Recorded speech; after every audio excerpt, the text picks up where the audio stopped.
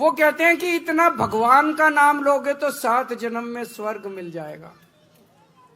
मैं उनको कहना चाहता हूं, बाबा साहब अंबेडकर आधुनिक भारत के भगवान से कम नहीं है, आधुनिक भारत के भगवान है वो। मुझे नहीं पता मरने के बाद स्वर्ग मिलता है कि नहीं मिलता, लेकिन जैसा भी संजय सिंह जी ने कहा कि अगर बाबा साहब अंबेडकर नहीं होते और बाबा साहब अंबेडकर ने यह संविधान नहीं बनाया होता, तो भाई साहब आज इस देश के अंदर दलितों का, वंचितों का, पिछड़े लोगों का जीना मुश्किल हो जाता। स्वर्ग तो बहुत दूर की बात है, उन्होंने जीने का अधिकार दिया है हम लोगों को। आज ये जो बीजेपी वाले आजकल झुग्गियों में जा जाके रह रहे हैं, इनका मन नहीं करता झुग्गियों में जा जाके रहने को, कोई मन से नहीं जाते, ये मजबूरी है इनकी झुग्गियों में जाके रहना। और क्यों मजबूरी है?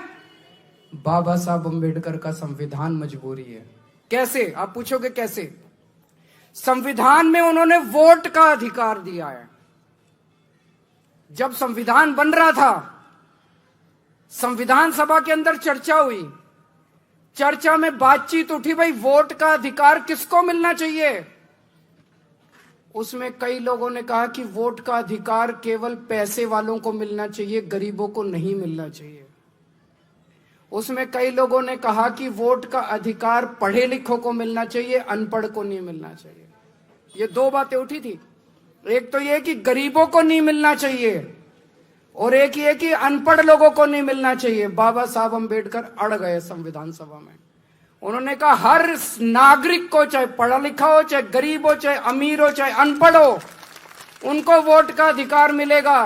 भाई साहब, आज आपके वोट का अधिकार बाबा साहब अंबेडकर ने दिलवाया है। आज झुग्गी झोपड़ी में रहने वाले एक एक आदमी के पास वोट का अधिकार है, इसलिए बीजेपी वाले जाके झुग्गियों में रह रहे हैं। अगर बाबा साहब अंबेडकर ने वोट का अधिकार नहीं दिलाया होता, ये सारी झुग्गियां तोड़ के इनको पता नहीं कहां फेंक देते ये लोग। गलत तो नहीं कह रहा भाई साहब? हर चुनाव के पहले देख लो इन बीजेपी वालों को, नौटंकी करके किसी दलित के घर में खाना खाने जाते हैं। चुनाव के पहले देखा कि नहीं देखा? नौटंकी करते हैं किसी दलित के घर में खाना। इनको दलितों से प्यार नहीं है, इनको गरीबों से प्यार नहीं है, इनको पिछड़ों से प्यार नहीं है, इनको आपके वोट से प्यार है कि नहीं बहन जी? इनको आपके वोट से प्यार है। वो वोट किसने दिया? बाबा साहब ने वोट दिया।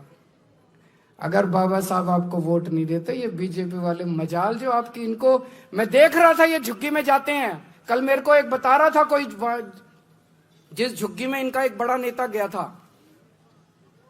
वहां से कोई मेरे से मिलने आए कुछ लोग झुग्गी से। मैंने पूछा क्या हुआ? बोले जी आया था, 11 बजे निकल लिया, कट लिया।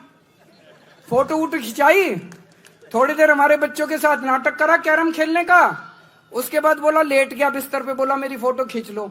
फिर लेटे हुए की फोटो खींच ली, फिर बोला अपने घर चला गया। सवेरे 6 बजे फिर आ गया। ये इनका प्यार है। दूसरे एक और नेता का पता चला, मैंने देखा सोशल मीडिया पे, उसको तो आपको छूने में तकलीफ होती है, आप में से बदबू आती है इन लोगों को।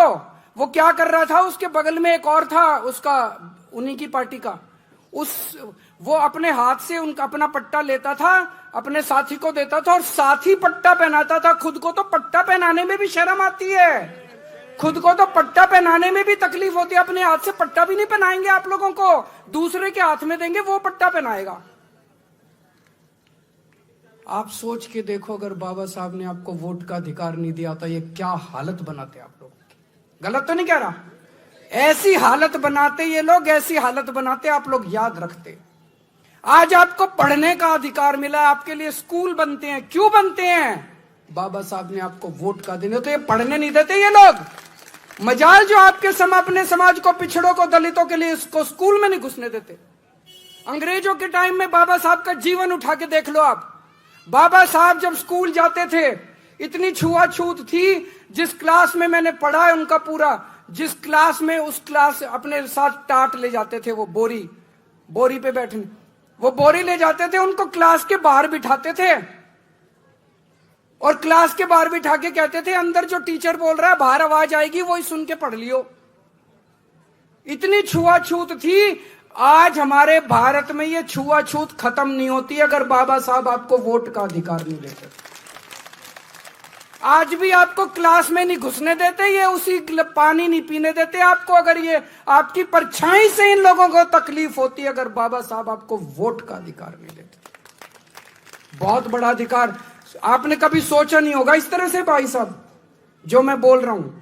आज सरकारी नौकरियां मिलती हैं अपने लोगों को, अपने लोग विधायक बनते हैं, मंत्री बनते हैं, क्यों? बाबा साहब के संविधान की वजह से। तो मैं अमित शाह जी को कहना चाहता हूं, अमित शाह जी, मुझे नहीं पता आपका भगवान कौन है, हमारे भगवान तो बाबा साहब अम्बेडकर है।